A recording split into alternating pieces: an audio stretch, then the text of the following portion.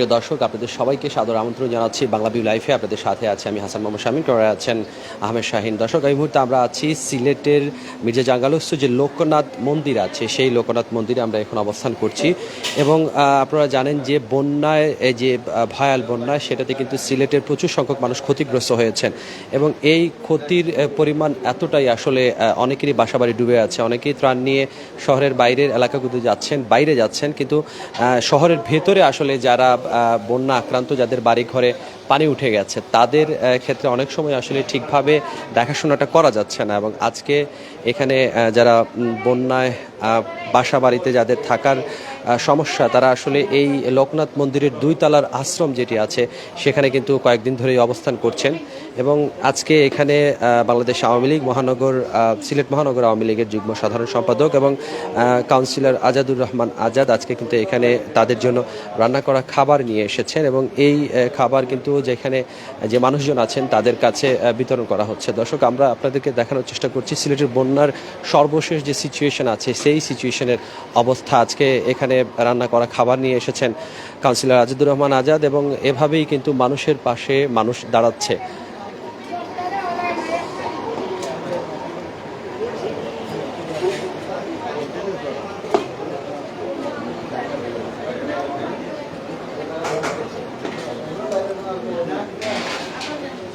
দর্শক, বন্যা আক্রান্ত এই অঞ্চলগুলোতে সিলেট শহরে পানি উঠে গিয়েছিল, যদিও কয়েকদিন বৃষ্টি না হওয়ার কারণে পানি অনেকটাই কমে এসেছে। এবং পানি কমে যাওয়ার কারণে অনেক জায়গাতেই কিন্তু মানুষজন আবার বাসস্থানে ফিরতে পেরেছেন। কিন্তু আমরা যে জায়গাতে আছি, মির্জা জাঙ্গালের এই এলাকাটি কিন্তু একদমই পানি বেষ্টিত। এবং এই যে লোকনাথ মন্দিরের ভেতরের অংশটাও কিন্তু অনেকটাই পানি বেষ্টিত, এবং মানুষজন বাসা বাড়িতে থাকতে পারছেন না, যে কারণে আসলে এই আশ্রমের যে মন্দিরটি আছে, সেই মন্দিরের দোতলায় তারা অবস্থান নিয়েছেন।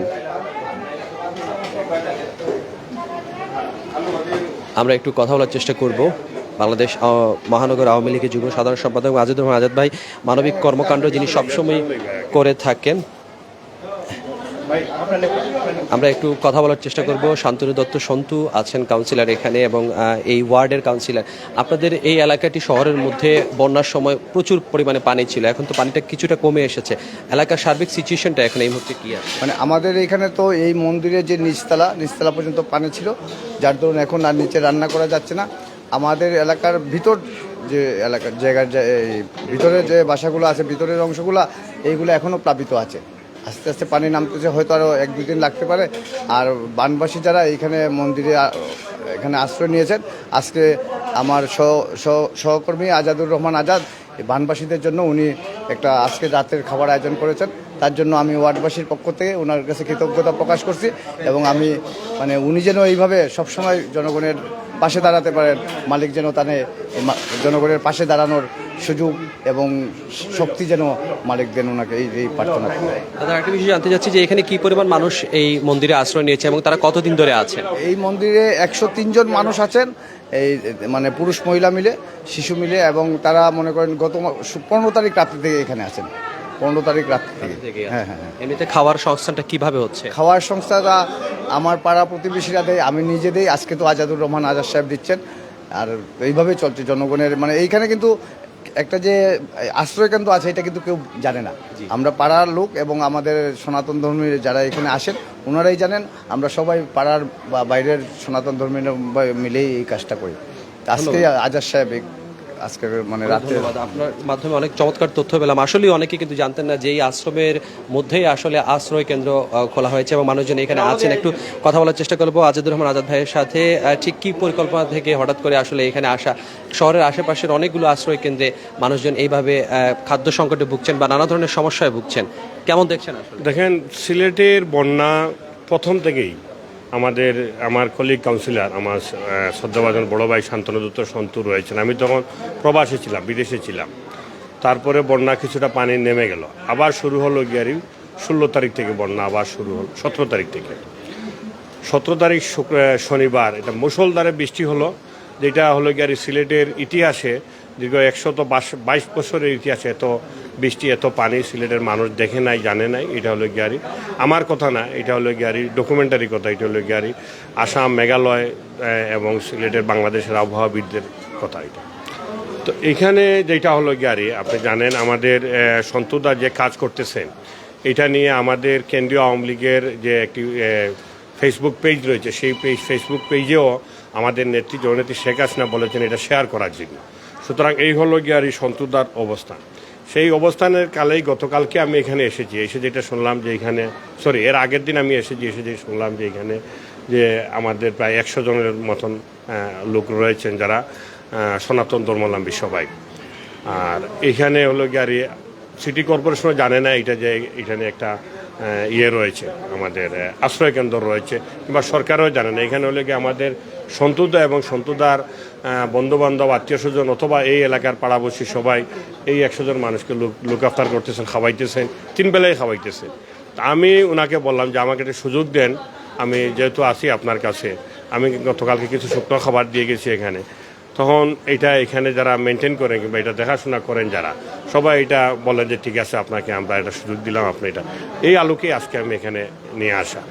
সবচেয়ে বড় বিষয়টা হলো গিয়ারি, সরকার জানুক না জানুক, সরকারের পাশাপাশি আমরা যারা ছোটোখাটো একটি রাজনৈতিক দলের কর্মী, একটা বড় দলের রাজনৈতিক কর্মী, আমরা সেই কর্মী হিসাবে আমাদের অনেক দায়িত্ব রয়েছে। এবং কি আপনি জানেন আমাদের নেত্রী আজকের প্রধানমন্ত্রী জননেত্রী শেখ হাসিনা আজকে যে একটি বিপ্লব ঘটেছে বাংলাদেশে, আমি যেটা বলবো, সেই বিপ্লবে আমাদেরকে বলা হয়েছে যে সিলেট বিভাগ যে উৎসব, বাংলাদেশের যে উৎসব, সেই সিলেট বিভাগটা সেই উৎসব থেকে বাদ দিয়ে দেওয়া হয়েছে শুধুমাত্র সিলেট বিভাগের বন্যার এবং পানির জন্য। আমরা সেই উৎসব থেকে আনন্দ ভোগ করতে পারি না। আমাদের আনন্দটাই হচ্ছে গিয়ারি, এখন মূল আনন্দটাই হচ্ছে গিয়ারি আমাদের যারা মানুষ, যারা পানিতে বিভিন্ন জায়গায় আশ্রয় নিয়েছেন, যারা পানির বন্দী এখনও রয়েছেন, তাদের মুখে হাসি ফুটানো, এটাই হলো আমাদের মূল উৎসব।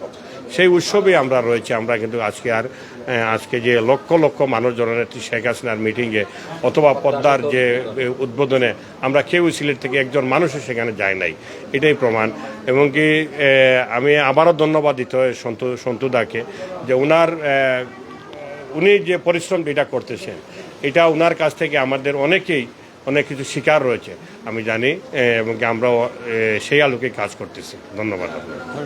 শুনছিলেন আসলে মানবিক কর্মকাণ্ডের গল্প এবং সম্প্রীতির এই সিলেটে মানুষের পাশে দাঁড়ায়, এবং সিলেটে কিন্তু ধর্ম, বর্ণ, রাজনৈতিক সব মতভেদ সব কিছু নির্বিশেষে কিন্তু মানুষের পাশে দাঁড়াচ্ছেন।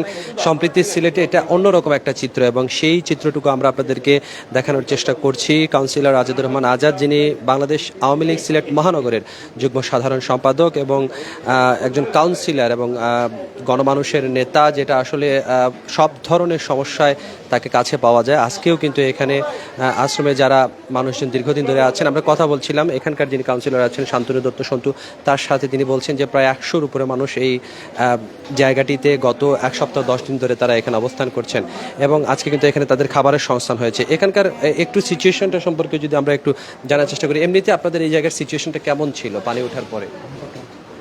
ধন্যবাদ। দর্শক সংযুক্ত আছেন বাংলাভিউ লাইভে, আমরা দেখানোর চেষ্টা করছি একটি আশ্রয় কেন্দ্রে, যে আশ্রয় কেন্দ্রের খবরটা কিন্তু সিলেট সিটি কর্পোরেশনও কিন্তু জানতো না, এবং আজকে তারা কিন্তু গত 1 সপ্তাহ 10 দিন ধরে তারা নিজেদের মধ্যেই এই কার্যক্রম চালিয়ে যাচ্ছিলেন। এবং আমাদের সমাজে কিন্তু প্রচুর পরিমাণে বিত্তবান মানুষ আছেন যারা চাইলে এই আশ্রয় কেন্দ্রে যারা আশ্রয় নিয়েছেন সেসব মানুষ কিন্তু অভাবী বা অনাহারী বলা যাবে না, তারা তাদের বাসা বাড়িতে পানি ঢুকে যাওয়ার কারণে তাদেরকে আজকে এই আশ্রয় কেন্দ্রে আশ্রয় নিতে হচ্ছে, এবং এখানে তারা থাকছেন। এই বিষয়টি আসলে মাথায় রেখে ধর্ম, বর্ণ নির্বিশেষে যারাই সমাজের বিত্তমান আছেন তারা যদি এই আলোকে কাজ করেন, তাহলে সেটা কিন্তু অত্যন্ত চমৎকার একটা ব্যাপার হবে। এবং করোনাকালীন সময় থেকে যেভাবে আসলে সিলেট সহ পুরো বাংলাদেশের মানুষজন একে অন্যের পাশে দাঁড়িয়েছেন, এই ভয়াল বন্যাতেও কিন্তু মানুষজনের মধ্যে সেই মনোভাবটা আমরা লক্ষ্য করছি, এবং সবাই সবার পাশে দাঁড়াচ্ছেন। বিশেষ করে বিত্তবান যারা আছেন, সমাজের উচ্চ শ্রেণীর যারা, ধনিক শ্রেণীর যারা মানুষজন আছেন, তারা কিন্তু এইসব অসহায় একদম বিপদগ্রস্ত মানুষের পাশে দাঁড়াচ্ছেন। দর্শক, বাংলাভিউ লাইভের মাধ্যমে আমরা আপনাদেরকে দেখানোর চেষ্টা করছিলাম এই মির্জা জাঙ্গালস্থ যে লোকনাথ মন্দিরটি আছে, সেই মন্দিরের উপরে থাকা একটি আশ্রয় কেন্দ্র। সেই আশ্রয় কেন্দ্রে আজকে কাউন্সিলর আজিদুর রহমান আজাদের খাবার বিতরণের চিত্র, এবং এভাবে যদি সমাজের অন্যান্য যারা বিত্তবানরা আছেন তাদের কাছেও আমাদের এই মেসেজটুকু থাকবে, তারাও যেন এভাবে আশ্রয় কেন্দ্রে থাকা মানুষের পাশে এসে দাঁড়ান এবং এভাবে মানুষজনকে সাহায্য করেন।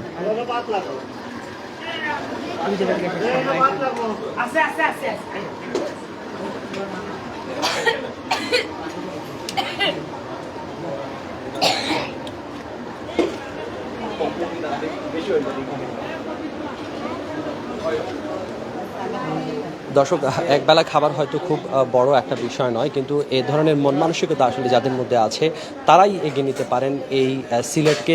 মত ধর্ম বর্ণ নির্বিশেষে এভাবেই এগিয়ে যেতে পারি আমরা। এবং এই লাইভের মাধ্যমে আমাদেরও মেসেজ থাকবে, যারা সমাজের বিত্তবান আছেন তারা এসব অসহায় দরিদ্র মানুষের পাশে দাঁড়াবেন, বিশেষ করে বন্যায় আক্রান্ত মানুষ যারা আশ্রয় কেন্দ্রে আশ্রয় নিয়েছেন তাদের পাশে দাঁড়াবেন। সেই মেসেজটুকু আমাদের পক্ষ থেকে রইল। দেখা হবে অন্য কোনো লাইভে। সে পর্যন্ত সবাই ভালো থাকুন, সুস্থ থাকুন। লাইভটি ভালো লাগলে অবশ্যই শেয়ার করতে ভুলবেন না। খোদা হাফেজ।